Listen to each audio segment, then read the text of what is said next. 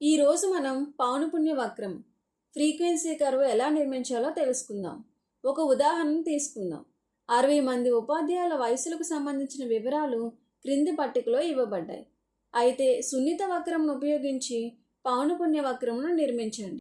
ఇక్కడ ఇవ్వబడినవి వయస్సు, తరగతి అంతరాలు మరియు ప్రతి తరగతి అంతరంలో ఉన్న ఉపాధ్యాయుల సంఖ్య కూడా ఇవ్వబడింది. ఇప్పుడు ఒక ముఖ్యమైన విషయం గమనించాలి. మనం పౌనపున్య వక్రం నిర్మించాలి, అది కూడా సున్నిత వక్రంతో నిర్మించాలి. కానీ ఈ దత్తాంశంలో నేరుగా గ్రాఫ్ గీస్తే మనకు సోపాన రేఖా చిత్రం వస్తుంది. ఎందుకంటే ఇక్కడ తరగతి అంతరాలు ఉన్నాయి. ఉదాహరణకు 24 నుండి 28, 28 నుండి 32 వంటి తరగతి అంతరాలు వెడల్పును కలిగి ఉంటాయి. కానీ పౌనపున్య వక్రంకి మనకు బిందువులు అవసరం అవుతాయి. అంటే ప్రతి తరగతి అంతరాన్ని సూచించే ఒక సంఖ్య అవసరం. అందుకే ఇప్పుడు తరగతి అంతరాలను ఒకే సంఖ్యగా ఎలా సూచించాలో తెలుసుకుందాం. దానికోసం మనం తరగతి మార్కును ఉపయోగిస్తాం. తరగతి మార్కు అంటే తరగతి అంతరం యొక్క మధ్య విలువ. ఇప్పుడు పట్టికలో తరగతి అంతరం తీసుకుందాం. దీంతో పాటు పట్టికలో మరో నిలువు వరుస తీసుకొని వయస్సు మార్కు లేదా తరగతి మధ్య విలువ అని రాద్దాం. ఇప్పుడు 24 నుండి 28 తరగతి అంతరానికి తరగతి మార్కు అంటే ఏంటి?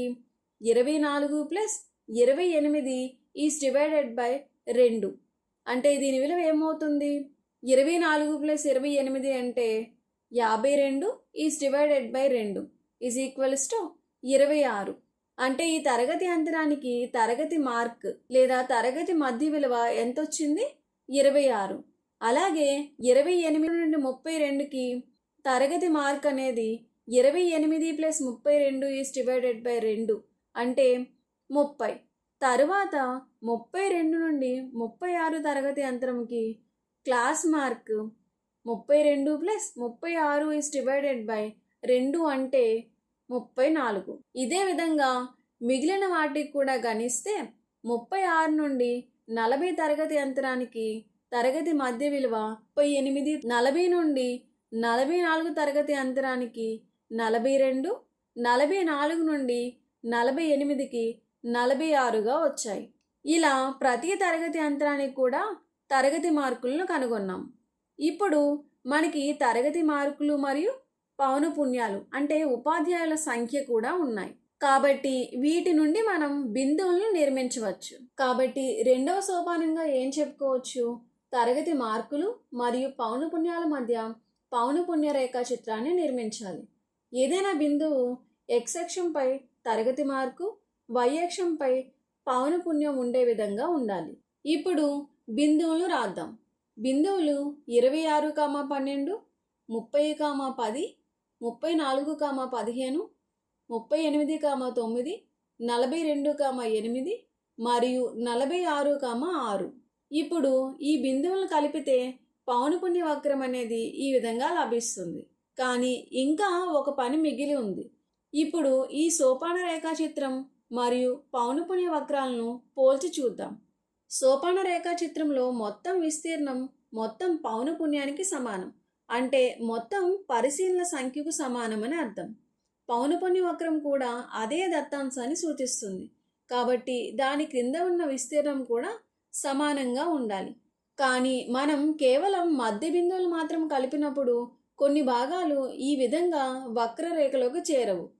అందువల్ల ఆ విస్తీర్ణాన్ని సరిచేయడానికి మనం ఒక చిన్న ఉపాయాన్ని ఆలోచిద్దాం. అదేంటంటే మొదటి తరగతి అంతరానికి ముందు ఒక తరగతి అంతరం, చివరి తరగతి అంతరం తర్వాత మరొక తరగతి అంతరం తీసుకుందాం. వాటికి పౌనపున్యం 0గా తీసుకుందాం. ఇక్కడ మొదటి తరగతి మార్కు 26 మరియు దాని పొడవు 4. అందువల్ల దానికి ముందున్న తరగతి మార్కు ఏమవుతుంది?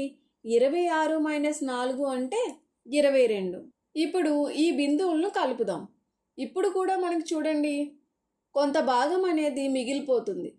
పౌనపున్య వక్రంలో కూడా వీటిని x అక్షానికి పొడిగిద్దాం. మనం ఏమనుకున్నాము?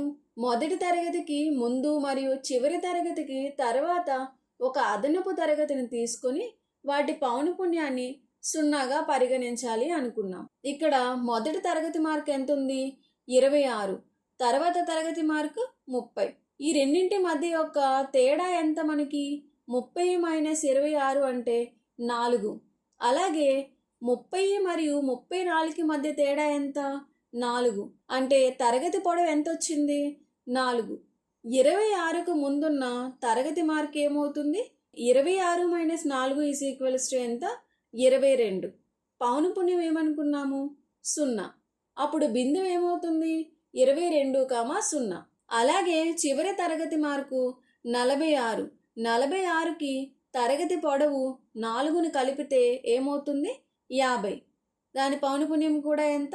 0. కాబట్టి ఇంకొక బిందువు ఏమొచ్చింది? 50,0. ఇప్పుడు ఈ రెండు అదనపు బిందువును కూడా తీసుకొని సున్నిత వక్రంను ఉపయోగించి పౌనపున్య వక్రంను గీయవచ్చు. ఇప్పుడు గ్రాఫ్ను గీద్దాం. దీనికోసం x అక్షంపై తరగతి మార్కులు అంటే వయస్సు మార్కులు మరియు y అక్షంపై ఉపాధ్యాయుల సంఖ్య తీసుకుందాం. పౌనపున్యం ఇక్కడ y అక్షంపై సూచిక 0 నుండి ప్రారంభమవుతుంది, కానీ x అక్షంపై సూచిక 16 నుండి ప్రారంభమవుతుంది. అందువల్ల x అక్షంలో విరామం ఉందని చూపించాలి.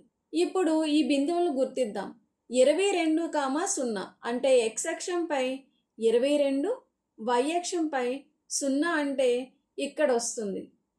తర్వాత 26,12 x అక్షంపై 26, y అక్షంపై 12 అంటే ఇక్కడ వస్తుంది. ఈ విధంగా మిగిలిన బిందువులను కూడా గుర్తిద్దాం. 30,10, 34,15, 38,9, 42,8, 46,6 మరియు 50,0.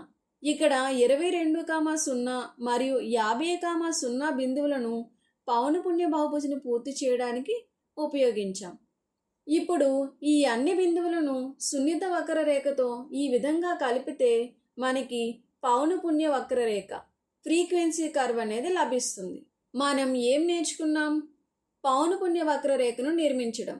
దీనికోసం ముందుగా ఏదైనా ఒక తరగతికి ప్రాతినిధ్యం వహించే ఒక విలువ అంటే తరగతి మధ్య విలువ క్లాస్ మార్కును కనుగొనాలి.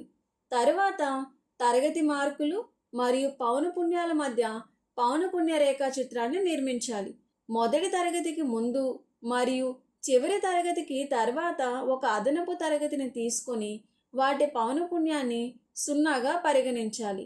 తరువాత అన్ని బిందువులను గ్రాఫ్పై గుర్తించి సున్నిత వక్రంను ఉపయోగించి పౌనపున్య వక్రంను గీయాలి.